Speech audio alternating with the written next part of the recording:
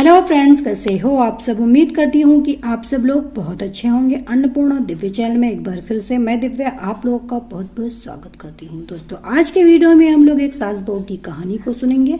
उम्मीद है कि ये कहानी आप लोगों को जरूर पसंद आएगी। कहानी थोड़ी सी भी पसंद आए वीडियो को लाइक कीजिएगा। चैनल पे पहली बार विजिट कर रहे हैं तो अन्नपूर्णा दिव्य चैनल को सब्सक्राइब कीजिएगा और इस कहानी को ज्यादा से ज्यादा शेयर कीजिएगा। तो चलिए फिर शुरू करते हैं।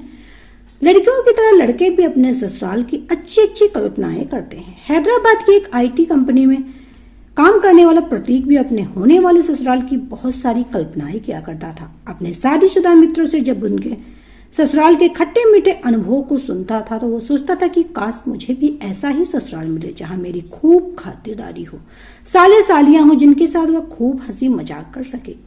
एक दिन उसके एक सहकर्मी निशांत ने उसे बताया कि मेरे मामा का यहाँ बहुत बड़ा बिजनेस है। उनके 2 बेटे हैं जो विवाहित हैं और एक बेटी पूजा है जो और सुंदर भी। तुम कहो तो उनसे तुम्हारे बारे में बात करो। वह तुरंत तैयार हो गया। अगले ही दिन वह निशांत के साथ उसके मामा अश्विनी प्रसाद के घर चला गया। पूजा उसे पसंद आ गई और पूजा के घर वालों को भी प्रतीक पसंद आ गया। उसने अपने माता पिता और अपनी बहन बहनों को बुलवा लिया और बड़ी धूमधाम से उसका विवाह पूजा के साथ संपन्न हो गया। विवाह के कुछ दिनों के बाद प्रतीक के माता पिता अपने शहर लौट गए। तब पूजा के पिता उससे बोले कि हमारी इतनी बड़ी कोठी है, तुम दोनों भी यहीं आकर रहते तो मुझे खुशी होती। दरअसल वह चाहते थे कि उनकी बेटी दामाद उनकी आंखों के सामने रहे। पूजा भी अपने घर की सुख सुविधाओं की आदि तो उसने भी रहने जिद की। प्रतीक के लिए तो यह शुभ अवसर था। ससुराल में रहना उसके लिए सुख भोग। इसलिए जब पूजा ने उससे कहा तो वह सहर्ष तैयार हो गया। प्रतीक के पिता एक सरकारी मुलाजिम थे, इसलिए वो बचपन से सरकारी क्वार्टर में रहा था। इतनी बड़ी कोठी और शानो शौकत वाली वो पहली बार देख रहा था। 3 नौकर उसकी सेवा में तैयार खड़े रहते थे। सुबह उठते ही बेड टी मिलती थी, टेबल पर नाश्ता तैयार मिलता और शाम को घर वापस आकर पत्नी सब मौज मस्ती। प्रतिदिन टेबल पर नए नए व्यंजन रखे होते थे। छुट्टी के दिन साली सलहजों से खूब हंसी मजाक चलता। कभी कभी तो पूजा की सहेलियां भी आ जाती थी। यूं कहे तो प्रतीक के दिन मजे में गुजर रहे थे। एक दिन कनाडा से छोटी भाभी का भाई आया था। उसके लिए स्पेशल ब्रेकफास्ट बनाकर डाइनिंग टेबल पर सजा दिया गया था। उसे ऑफिस जाने की जल्दी थी, इसलिए उसने खाना शुरू कर दिया। टेबल पर रखा एक डोंगे का ढक्कन उसने जैसे ही उठाया तभी छोटी भाभी ने आकर उसके हाथ से छीन लिया और हंसते हुए बोली, ये मेरे भाई के लिए बना, आप तो यहीं रहते, फिर कभी खा लीजिएगा। ना जाने क्यों उसे जैसे छोटी भाभी ने उस पर व्यंग किया हो। रविवार को हमेशा की तरह उसने ड्राइवर को गाड़ी निकालने को कहा तो उसने कहा कि छोटी मालकिन ने कहा कि उनके भाई को घूमने जाना है, दूसरी गाड़ियां भी कहीं और जाने के लिए तैयार। उस दिन उसे पूजा को अपनी मोटरसाइकिल पर बैठाकर घुमाना पड़ा। कुछ दिनों के बाद मुंबई से बड़ी भाभी के भैया भाभी आए। मुंबई में उनकी 2 गारमेंट्स फैक्ट्रियां थी। जाहिर था कि उनका विशेष अवगत होना था। प्रतीक तो वहीं रहता, इसलिए उसे किनारे करके घर के सभी नौकरों ड्राइवरों को उनकी सेवा टहल में लगा दिया गया, जो उसे बहुत बुरा लगा। उसने पूजा से कहा तो वो बोली, तुम भी ना प्रतीक, आखिर वे बड़े भाभी के रिश्तेदार और हमारे मेहमान हैं, उनकी खातिर करना तो हमारी प्रायोरिटी है ना, और मेरा सम्मान। प्रतीक ने अपने मन में सोचा। ऑफिस में निशांत मिला तो उसने अपनी बात कही। निशांत बोला, देखो प्रतीक, दामाद की इज्जत ससुराल में तभी होती जब वो हम मेहमान बनकर आए जाए। तुम तो वहीं रहने लगे थे। तो निशांत कहते कहते चुप हो। तब तक प्रतीक का जमीर जाग गया। उसे ससुराल के सुख का सही अर्थ समझ में आ गया। घर आकर उसने अपना सामान पैक किया और पूजा को भी कहा कि तुम भी तैयार हो जाओ, हम लोग अपने घर में रहेंगे। सुनकर पूजा क्रोधित हो गई। बोली, तुम्हारे उस 2 कमरे के फ्लैट में है ही क्या? तुम्हें जाना है तो जाओ, मैं नहीं जाऊंगी।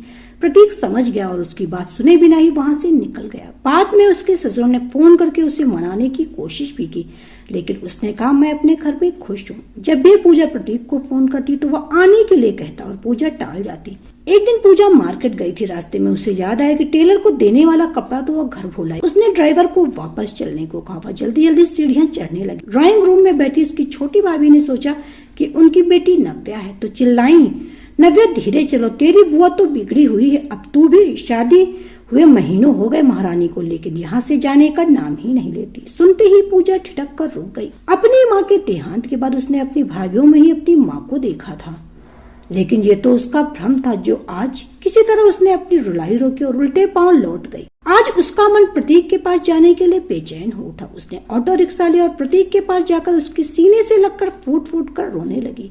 प्रतीक ने उससे कुछ नहीं कहा। पूजा की आंखों से बहते आंसुओं ने ही सब कुछ कह दिया था। अब पूजा वापस जाना नहीं चाहती थी, लेकिन प्रतीक ने कहा, अभी जाओ, कल मैं तुम्हें लेने आऊंगा। पूजा के जाते ही उसने माँ को सारी बात बताई और कहा, कुछ दिनों के लिए आप दोनों यहाँ आ जाते तो तू चिंता मत कर, अपनी बहू का स्वागत मैं ही करूंगी। अगले दिन वह ऑफिस से हाफ डे की छुट्टी लेकर अपने ससुराल चला गया और पूजा को लेकर जब घर आया तो उसकी माँ ने बेटी बहू की आरती उतार कर स्वागत किया। प्रतीक की माँ ने पूजा को चाय बनाना सिखाया। धीरे धीरे पूजा अपनी सास से पूछ कर सब कुछ सीखने लगी। अब उन्हें लगा कि उसका असली घर तो यही है।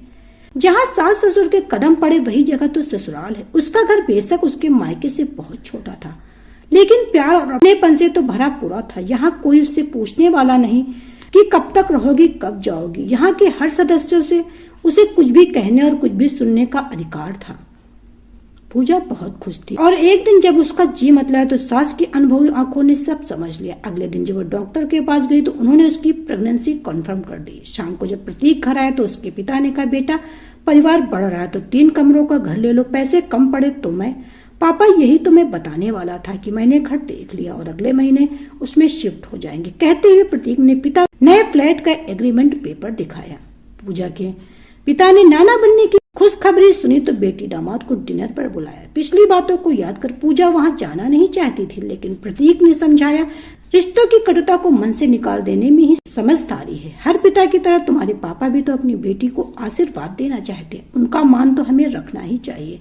दोनों भाभियों ने अपनी ननद नंदोई की खातिरदारी में कोई कसर नहीं छोड़ी। उनके बच्चे भी फूफा जी कहकर खूब आगे पीछे घूमने लगे। तब प्रतीक को समझ आया, ससुराल का सुख घर जमाई बनकर नहीं बल्कि मेहमान बनकर कभी कभी जाने से ही मिलता है। शायद इसीलिए दामाद को पाहुन कहा गया है।